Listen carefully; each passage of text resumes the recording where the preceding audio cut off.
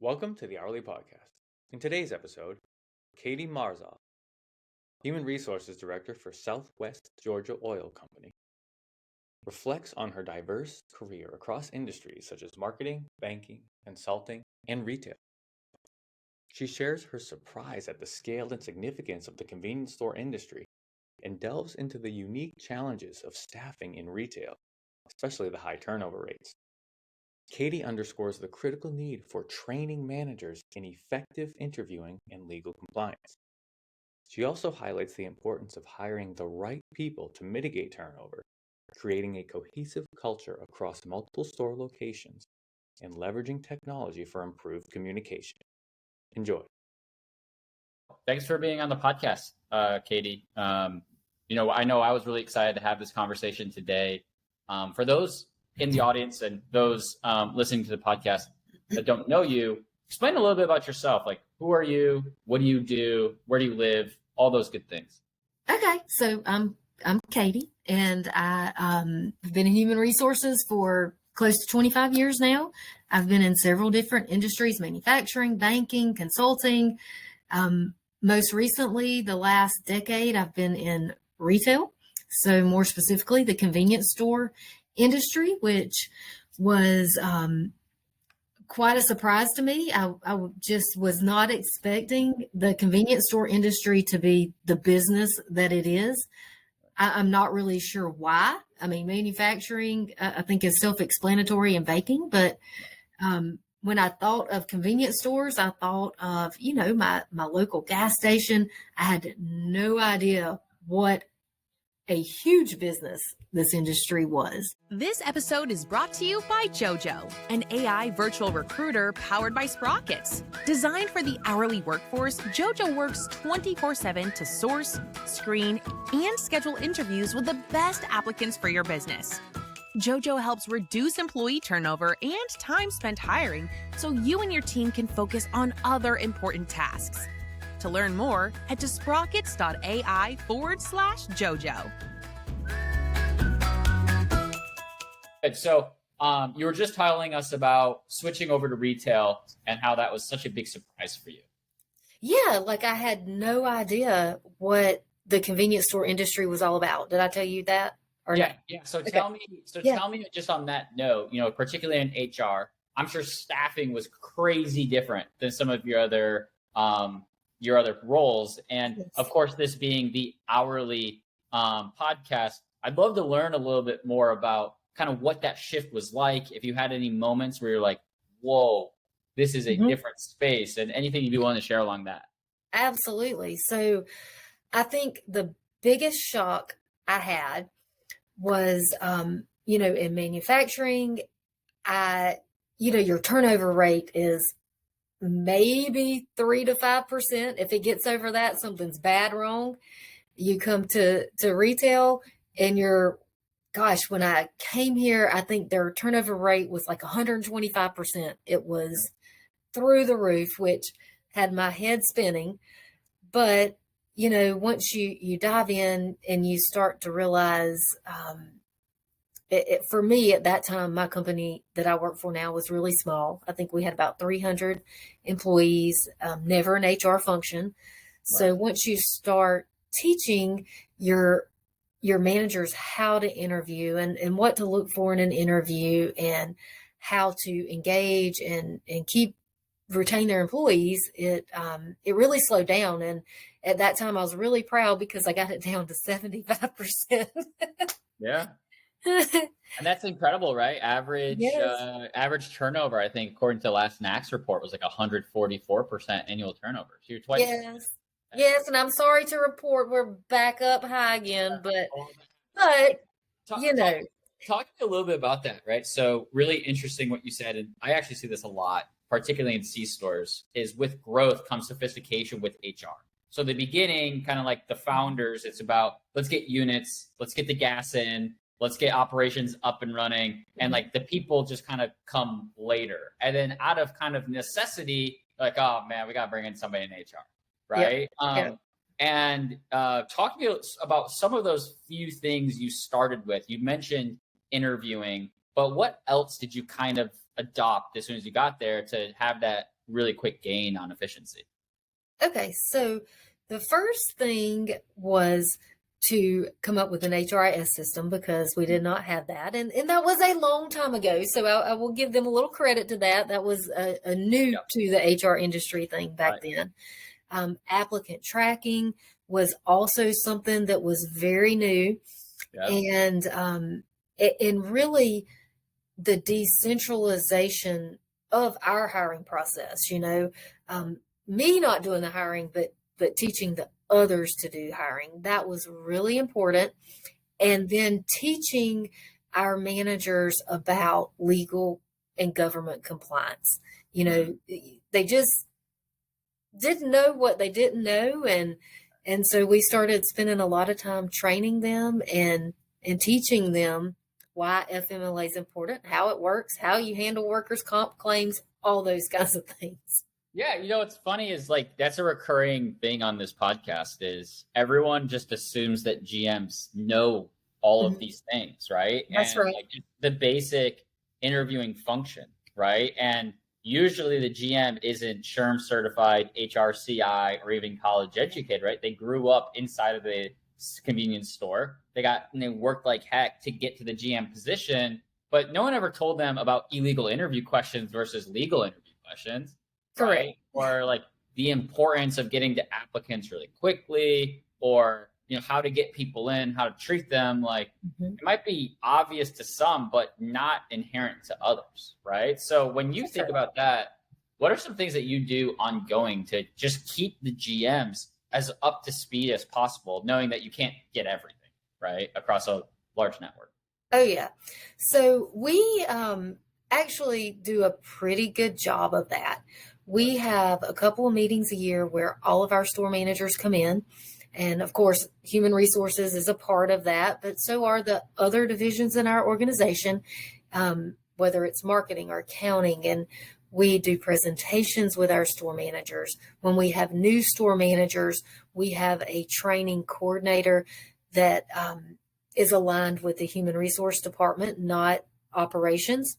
But she has an operations background. So she goes out into the stores and does probably 2 weeks worth of training with the managers on that. Our district managers meet monthly. So we piggyback on some of their operations meetings. And then, of course, you have all the online training courses you can imagine that we sign out every single month. Craziness. So when you're talking with the GMs and you mentioned, turnover ebbs and flows, I'm sure during COVID, you had challenges with getting people into the store to come back to work. What are some things that like keep you up at night and you feel like some of your peers in HR and C stores, they're like really pressing right now that you're thinking about? I would say, so I don't know, after you do this for a long time, you learn to sleep well and keep going. This too shall pass, right? That's right. That there's no need to stay up all night. But I think right now for me, the big legal case that came through that took some of the power away from the government agencies and put it back into our court system, that really is going to have a big impact on HR and where we go forward, because whereas we were sort of operating under the rules of the government agencies, we now are going to be seeing a little more court cases, I think, come out of that. And that's going to require a different strategy. Now, what that is, I'm not sure. Yeah. On the hiring side, is it applicant flow? Is it ghosting? Is it not picking the right people? What do you think is a challenge right now? I would say for us, we really need to get back to the basics, which is, you're actually using behavioral-based interview questions, finding the employee that fits well into your location with your other team members. In COVID, we really had to break away from that, and it was you had to hire whoever was willing to work.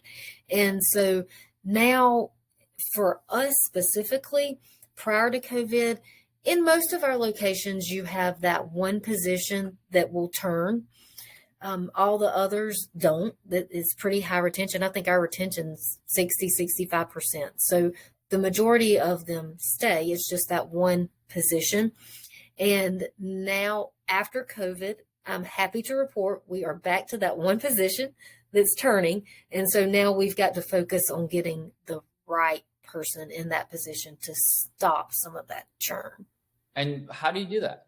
I mean, that's like it's an easy thing to identify, but I'm sure, and I appreciate from my work, it's a very hard thing to do in practice. What are some of your thoughts around it? It is a very hard thing to do. So we have a team member on our HR department that is phenomenal at interviewing and aligning the personality. I mean, while skills are very important too, really that customer service mindset and the happiness and positive attitude are really critical.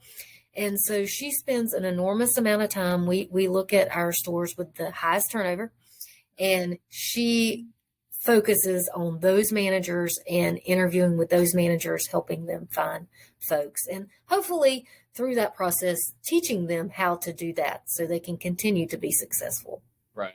Yeah. And it's if you continually help the worst performing stores, Yep. right, hopefully they become the best, and then it just levels up across the entire org. So that's right. That's right.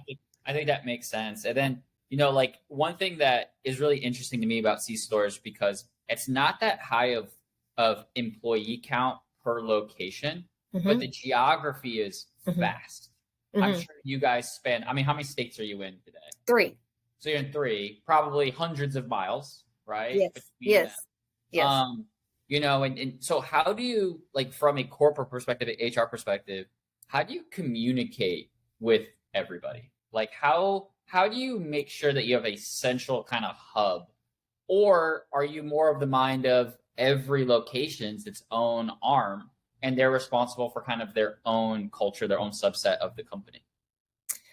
Well, that's quite interesting, because we are sort of in the middle of a transition with that. We have really relied heavily on our managers to kind of create their own culture in their own stores and their locations, and they're all different. But as our company continues to grow, I think we're up to about 80 stores now, and we're finding that it's more important to have a culture that's common across the entire organization. I mean, that's really important. So you want your customers to have the same experience when they go to any locations that you have. But for me and my company, but I think it's really important that our employees have that same experience too, because now we do a lot of transfers. You have a lot of that. So how do you do that practically? Because I agree with you. I definitely think that that's the right way, and clearly you have a lot of experience that backs up kind of that message. Is it like corporate outings where everyone gets together? Is it emails to everybody? Like, how do you kind of keep that feeling? So what our attempt is, we have a company now that has an app that we can communicate through. So we have a communication tool. Now we've started out with our managers, because it's very scary to allow folks to be able to comment and to interact sort of as if they're on a text message or in social media, right? And so so far it's worked great.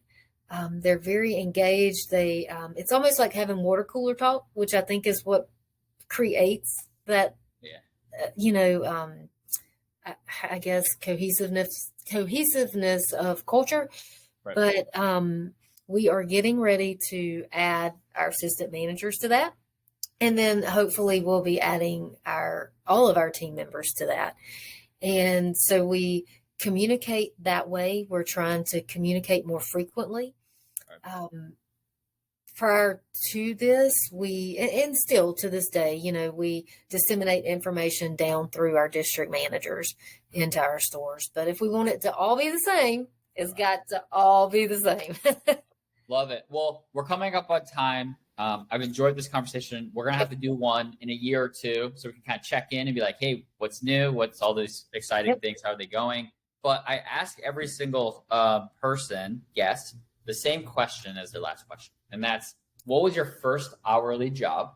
And were you fired from that job, or did you leave on your own graces? So my first hourly job was in the poultry science division at Auburn University, because that's my major, believe it or not, poultry science, and I do human resource management. And it was awesome. I worked for an awesome lady, Janice. I left when I graduated because I had to. They forced me out the door. And to this day, she's still a very dear friend. Love it. Love it. No, again, and if somebody wants to learn more about the company or you, what's the best way to do that? Sunstopstores.com. All right, perfect. Well, again, Katie, thank you so much for being on the podcast. Yeah. Really appreciate it. Thanks for having me.